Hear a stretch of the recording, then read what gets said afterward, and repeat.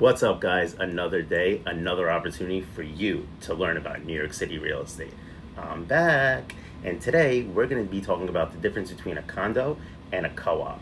Now, I put together this list so that we can actually go over it together. So, number one is ownership. So, in a condo, you actually own the unit outright, and the deed is in your name. Versus buying in a co-op, you actually own shares in a corporation that the building owns. So, you don't really own real property, you own shares within a corporation. Now, secondly comes in the approval, right? With condos, especially in new development condos, you really don't have any sort of board approval or purchase application.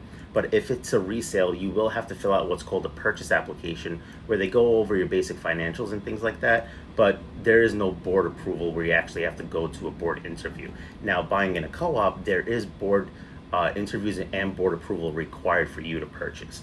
Third is financing. Now, financing could be typically easier in a condo because they allow less down payments.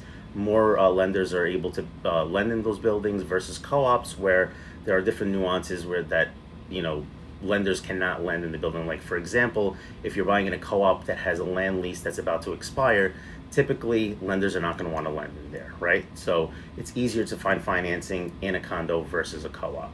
Now, fourth is monthly costs. So usually higher monthly maintenance fees in condos, where versus co-ops, they're usually less. But at the end of the day, it really comes down to the budget and what your monthly budget is for your mortgage and maintenance fee payment.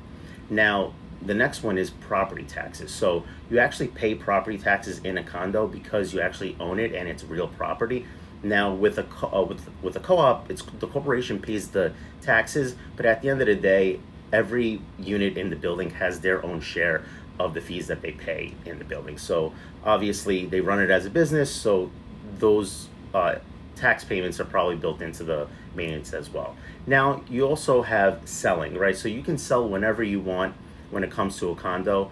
A co-op is going to be subject to board approval for the new buyer. So when you're going to sell a condo, it's going to be a lot easier for you to find a buyer versus a co-op, because there are co-ops that actually require higher down payments, like 30% down, 40%, 50% down. And I've even seen co-ops that actually only accept all cash offers, right? So at the end of the day, if you want to sell your property, you're going to have an easier time doing that if you buy a condominium. And then lastly is control. So there's less building control, more individual freedom in a condo. So you can actually make repairs, do updates, capital improvements that you can do to your unit that in a co-op typically you would have to get board approval for, right? So there's more building controls, rules and regulations. Some co-ops don't even allow you to sublet your unit. So if you decide that you want to move out but you don't want to sell,